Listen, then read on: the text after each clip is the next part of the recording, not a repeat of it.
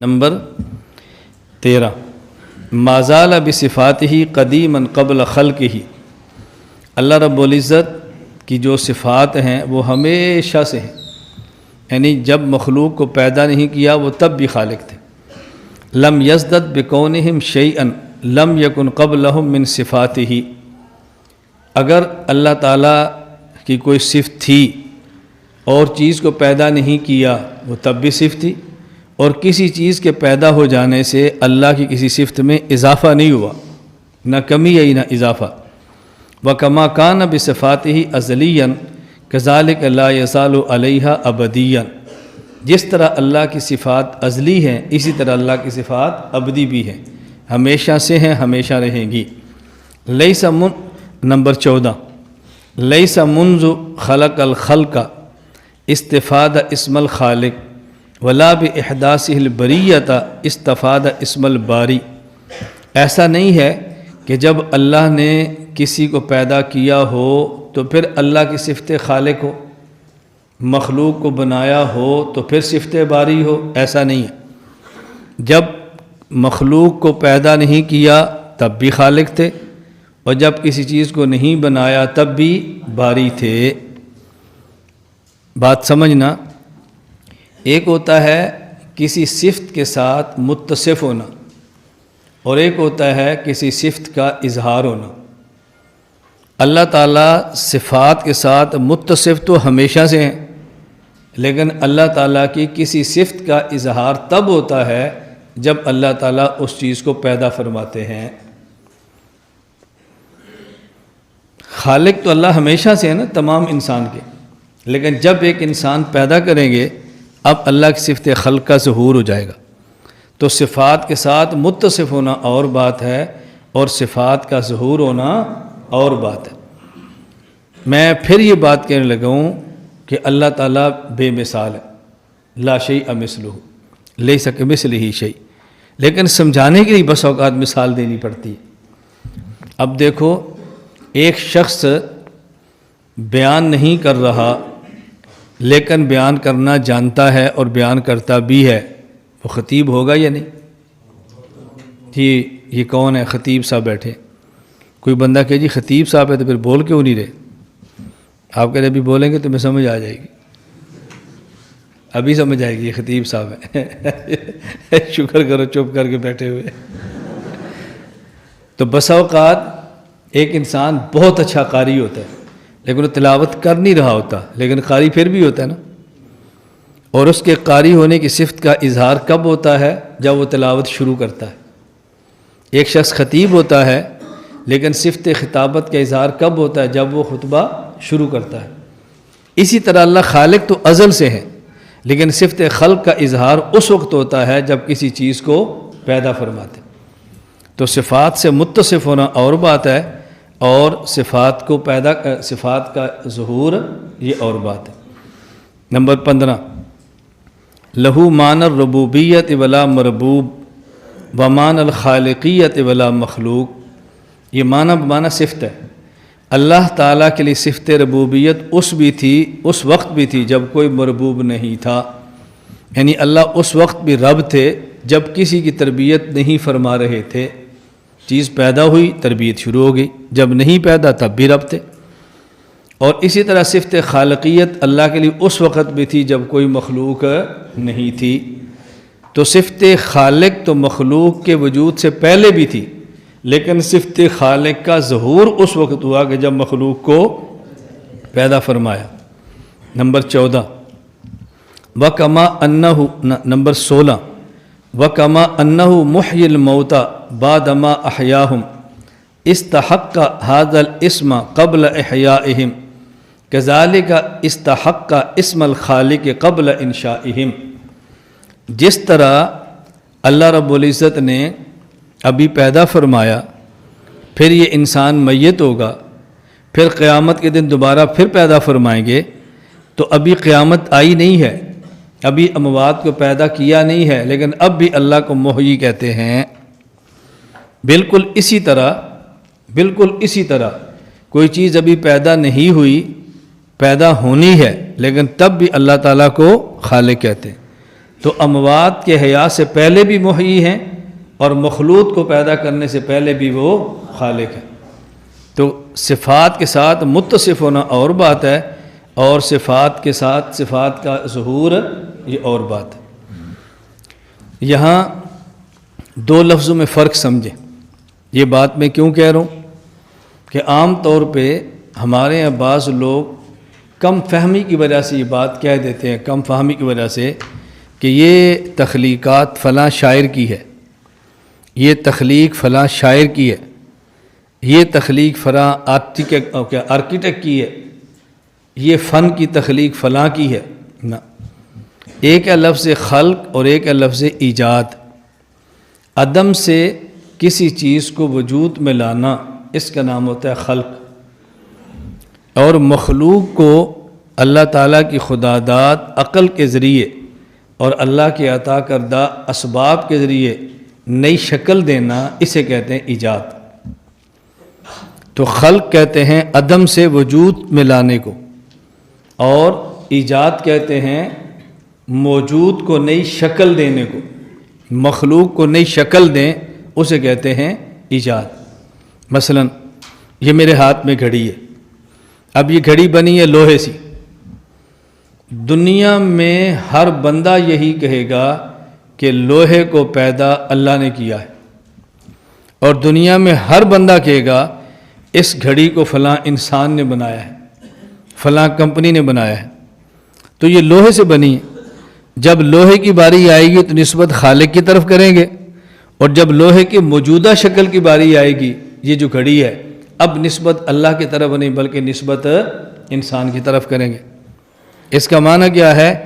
اس کا خالق اللہ ہے اور اس کا موجد انسان ہے۔ تو انسان موجد ہوتا ہے، انسان خالق نہیں ہوتا۔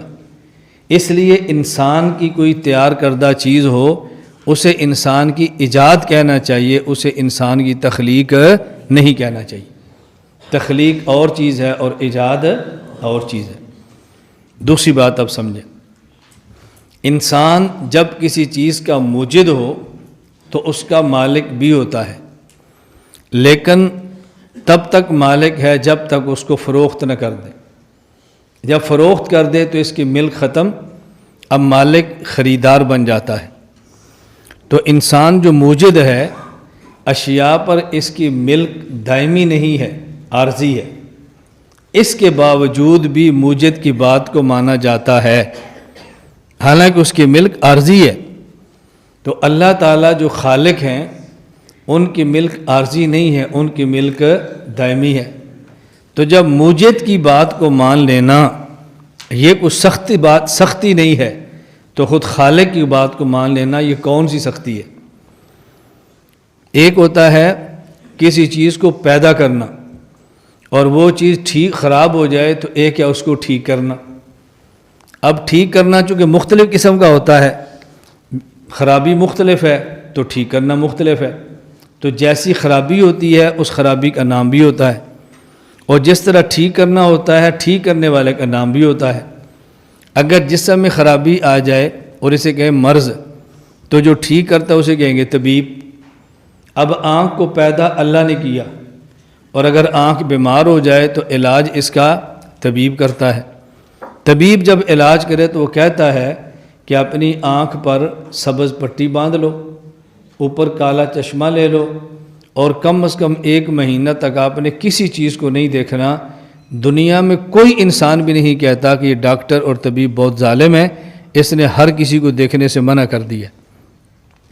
اور اللہ تعالیٰ جنہوں نے آنکھ کو پیدا کیا ہے، وہ یہ نہیں کہتے کسی کو نہیں دیکھنا، وہ کہتے ہیں اس آنکھ سے ہر کسی کو دیکھنا ہے، صرف ایک کو نہیں دیکھنا جس سے تمہارا نکاح ہو سکتا ہے۔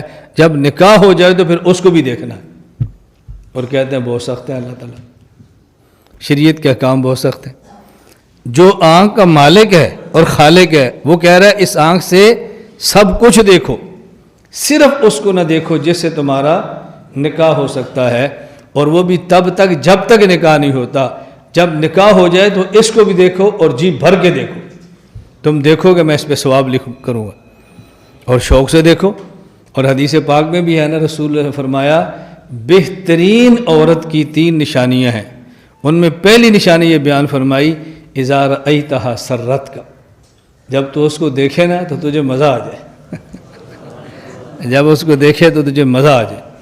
اس لیے بیوی ایسی ہونی چاہیے کہ بیوی کو دیکھے تو بندہ مزہ آ جائے، اور بیوی اگر کچھ ایسی نہ ہو تو اس کو ایسا بننا چاہیے کہ شوہر دیکھے تو اس کو مزہ آ جائے، اور اس پر اجر ملتا ہے، اجر۔ خیر اس پر تو ہمارے بیان بھی ہیں، لیکن یہ ذہن میں رکھ لیں، جس طرح آپ کی خواہش ہے کہ آپ گھر جائیں اور بیوی ایسے بن کر آئے کہ آپ کو مزہ آ جائے، تو جب آپ گھر جائیں تو آپ بھی ایسے بن کر جائیں کہ بیوی دیکھے تو اس کو بھی مزہ آ جائے۔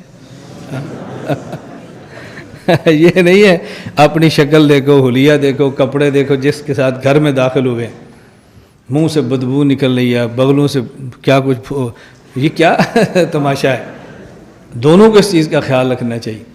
خیر میں عرض کر رہا ہوں کہ دیکھو، آنکھ کے خالق نے کہا ہر کسی کو دیکھو، صرف اس کو نہ دیکھو جس سے نکاح ہے، اور جب نکاح ہو جائے تو اسے بھی دیکھو، اور جو آنکھ کا علاج کرتا ہے وہ کہتا ہے کسی کو بھی نہ دیکھو، اس کو کوئی بھی سخت نہیں کہتے، اور حکام شریعت کو سارے سخت کہہ رہے ہیں۔ بات سمجھ آ گئی؟ تو میں خیر اس لیے عرض کر رہا ہوں کہ خلق اور ایجاد کے اندر فرق کرنا سمجھیں۔ دنیا میں انسان چیزوں کا موجد ہے، لیکن انسان خود ایسا ہے کہ اس کا دنیا میں کوئی موجد نہیں، اس کا صرف دنیا میں خالق ہے۔ اس کا دنیا میں کوئی موجد نہیں، صرف اس کا خالق ہے، اور خالق ہمیشہ مالک ہوتا ہے، اور مالک کی مملوک اور ملکیت میں اس کی اجازت بغیر تصرف کا کوئی اختیار نہیں ہوتا۔ اس وجہ سے جس طرح اپنے جسم کو ختم کر کے خودکشی کرنا حرام ہے، اسی طرح اپنے جسم کو پیٹنا بھی حرام ہے کہ یہ مالک کے مملوک کے اندر تصرف بغیر اجازت کے۔ نہ قتل کرنا خود کو جائز ہے، خودکشی کرنا، نہ قتل کرنا خود کو جائز ہے، اور نہ ہی خود کو زخمی کرنا جائز ہے۔ زخمی، بعض لوگ زخمی کرتے ہیں حضرت حسین کی محبت میں، اور بعض لوگ زخمی کرتے ہیں کسی اور کی محبت میں۔ کبھی کہیں کٹ لگایا ہوتا ہے، کبھی کہیں دل بنایا ہوتا ہے، کبھی کہیں جگر بنایا ہوتا ہے۔ یہ جگر کو چھوڑو، اس سے کچھ نہیں ہوتا۔ خام خواہ کاٹ کے اپنے آپ کو تباہ مت کرو۔ جب جگر مل جائے گا تو بس پھر جتنا خون نکال سکتے ہو نکالو، لیکن جہاں سے نکال سکتے ہو وہیں سے نکالو۔ اس پہ اللہ بھی خوش ہوتے ہیں، اللہ کے رسول بھی خوش ہوتے ہیں صلی اللہ علیہ وسلم۔ میری گزارش سمجھ آ رہی ہے آپ کو؟ اللہ ہمیں یہ باتیں سمجھنے کی توفیق عطا فرمائے۔ یہ بار بار لفظ آتا ہے نا، ما زال لا یزالو، تو بعض بندوں کو اس پر شبہ ہوتا ہے کہ ما زال کا معنی ہمیشہ کیوں ہے، لا یزالو کا معنی ہمیشہ کیوں ہوتا ہے۔ یہ بات اچھی طرح سمجھ لیں کہ ما یہ نافیہ ہے، اور زال یزالو اس کا معنی ختم ہونا ہے، تو جب ختم ہونے پر ما داخل ہوگا تو پھر دوام اور ہمیشگی ہو جائے گی نا۔ اس لیے ما زال کا معنی ہمیشہ ہوتا ہے، اور لا یزالو کا معنی بھی ہمیشہ ہے۔ ایک نفی ہے زوال، اور جب اوپر ما اور لا نافیہ آ گیا تو نفی کی نفی سے پھر دوام ہو جاتا ہے۔ ایک شاعر کا مشہور شعر ہے نا، دو نفیوں سے مل کر بنتا ہے یار مثبت، دو نفیوں سے مل کر بنتا ہے یار مثبت، تو بھی خدا کے واسطے کہہ دے نہیں نہیں، بس تو دو بار نہیں کہ ہم سمجھیں گے ہاں ہوئی۔ شعراء کا اپنا ذوق اور اپنا مزاج ہوتا ہے۔